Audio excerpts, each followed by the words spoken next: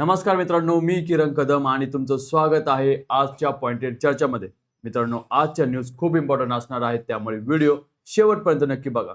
चला तर मग विदाउट वेस्टिंग एनी टाइम सुरू करूया आजच्या बिझनेस न्यूज. पहिली न्यूज आहे मित्रांनो गोवा टुरिझम बद्दल. तर गोवा टुरिझमच्या आकडेवारीनुसार जानेवारी ते जुलै 2026 या काळामध्ये गोवामध्ये तब्बल 61.38 लाख पर्यटक येऊन गेले, ज्यामध्ये 59.02 लाख डोमेस्टिक आणि 2.36 लाख इंटरनॅशनल पर्यटकांचा समावेश आहे. विशेष म्हणजे मान्सूनच्या काळात म्हणजे जुलैमध्ये 6.94 लाख पर्यटकांची नोंद झाली आहे, जी गेल्या वर्षीच्या तुलनेत 2.27% जास्त आहे. एकूण वाढ फक्त 0.08% इतकी माफक असली तरी मान्सून टुरिझम मध्ये होणारी ही वाढ लक्षणीय आहे. नेक्स्ट न्यूज आहे मित्रांनो मणिपाल हेल्थ बद्दल. मणिपाल हेल्थ एंटरप्राइजेसनी बेंगळुरूच्या व्हाईटफील्ड भागातल्या 100 बेड किंडर वुमन्स हॉस्पिटलला 130 कोटी रुपयांना विकत घेण्यासाठी किंडरोमा हेल्थकेअर सोबत 17 ऑगस्टला बिझनेस ट्रान्सफर अग्रीमेंट केला आहे.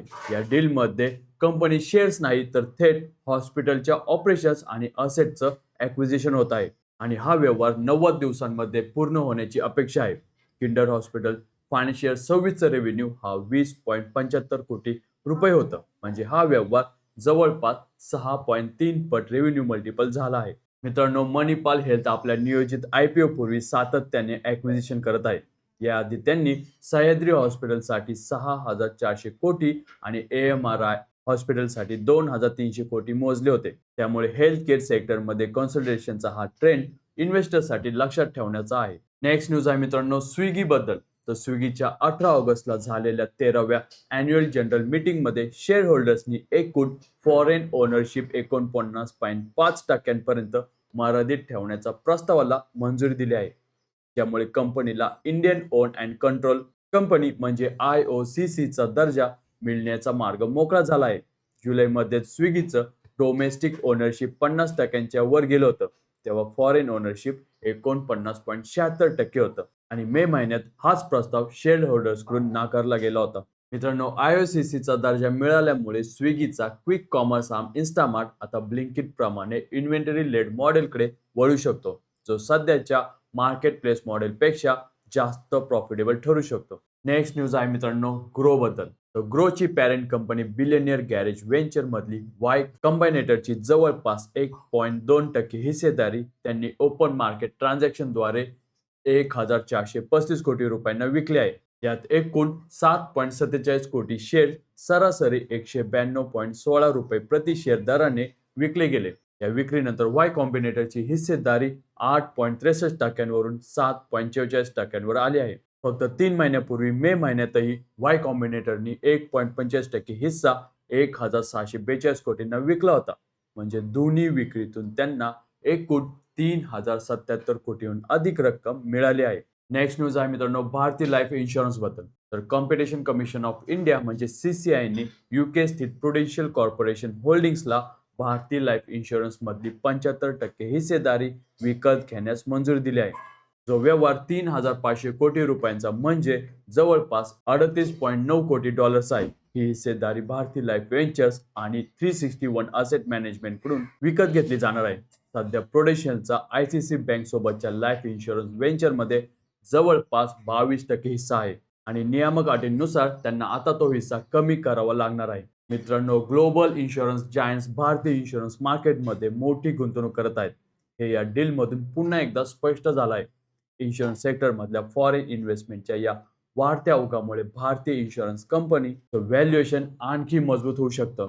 नेक्स्ट न्यूज आहे मित्रांनो सुदर्शन केमिकल बद्दल. तर सुदर्शन केमिकल इंडस्ट्रीजचा Q1 FY27चा कॉन्सोलिडेटेड नेट प्रॉफिट वार्षिक 88% वाढून 103.4 कोटी रुपयांवर पोहोचला आहे. रेव्हेन्यू मात्र 5.2% वाढून 2,642 कोटी रुपयांवर गेलं आणि मुख्य पिगमेंट सेगमेंटच्या इबिटामध्ये 40% अधिक वाढ झाली आहे. बोर्डनी सुदर्शन कोलोरन इंडियामधील 70.26% हिस्सेदारी थेट लिस्टेड कंपनीच्या नावावर आणण्याच्या इंटरनल रिस्ट्रक्चरिंगला मंजुरी दिली आहे.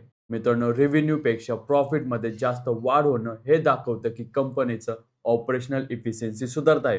विशेषतः पिगमेंट सारख्या कोर बिझनेस मधली मार्जिन इम्प्रूव्हमेंट ही दीर्घकालीन गुंतवणूकदारांसाठी एक पॉझिटिव्ह सिग्नल आहे. नेक्स्ट न्यूज आहे मित्रांनो प्रायव्हेट बँक्स बद्दल. तर आरबीआयने special foreign exchange swap facility अंतर्गत म्हणजेच FCNRB डिपॉझिट उभारण्याची मुदत 30 सप्टेंबर वरून पुढे आणून 31 ऑगस्ट केली आहे. त्यामुळे प्रायव्हेट बँक्स आता व्याजदर वाढवणं, वेबसाईटवर काउंटर डाऊन टाइमच लावणं आणि परदेशातून डॉलर बॉन्ड्स उभारणं अशा सगळ्या मार्गांनी NRI डिपॉझिट आकर्षित करण्याच्या मागे लागले आहेत. HDFC बँक आणि ICICI बँक सध्या 6.25% व्याज देत आहेत. तर SBI $10 लाख अधिकच्या 5 वर्षाच्या डिपॉझिट्सवर 6% देत आहे. 13 ऑगस्ट पर्यंतच्या आकडेवारीनुसार बँकनी आधीच $52 अब्ज अधिक रक्कम या स्कीम अंतर्गत उभारली आहे.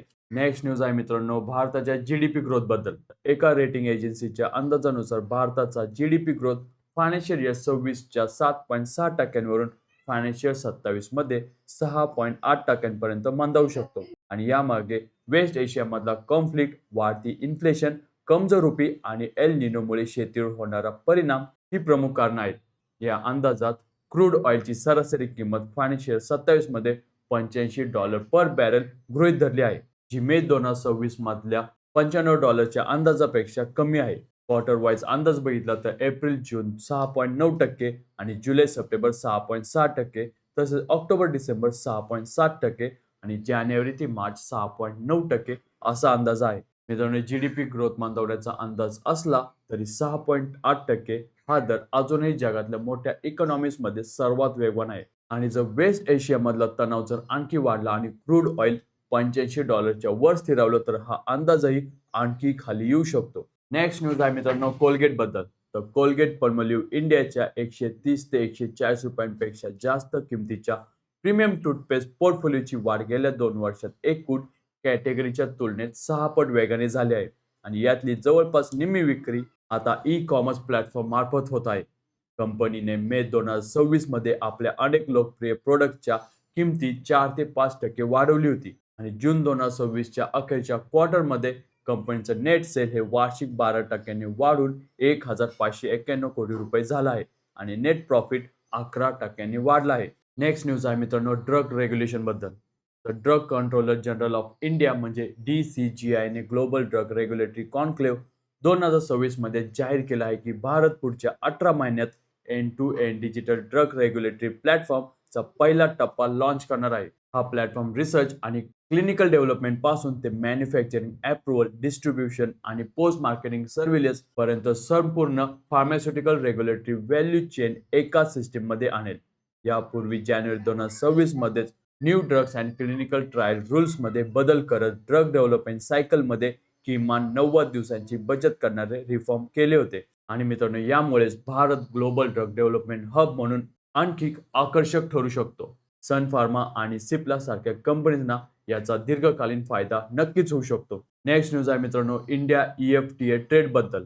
इंडिया आणि युरोपियन फ्री ट्रेड असोसिएशन म्हणजे EFTA यांच्यातला trade and economic partnership agreement आता इम्प्लिमेंटेशनच्या दुसऱ्या वर्षात पोहोचला असून यात पहिल्यांदाच कुठल्याही फ्री ट्रेड ॲग्रीमेंटमध्ये $100 बिलियन गुंतवणुकीचं आणि 10 लाख जॉब्स निर्माण करण्याचं लिगली बाइंडिंग कमिटमेंट समाविष्ट आहे. स्वित्झर्लंड, नॉर्वे, आइसलँड आणि लिस्टेनस्टाइन या EFTA देशांनी पहिल्या 10 वर्षात $50 अब्ज आणि पुढच्या 5 वर्षात आणखी $50 अब्ज गुंतवण्याचं वचन दिलं आहे. या ॲग्रीमेंटमध्ये EFTAच्या 92.2% टेरिफ लाईन समाविष्ट आहेत, जे त्यांच्या 99.6% भारतीय एक्सपोर्टला कव्हर करतात. म्हणजेच मित्रांनो manufacturing, renewable energy, life science आणि डिजिटल टेक्नॉलॉजी सारख्या सेक्टरमध्ये हा पैसा येण्याची अपेक्षा आहे.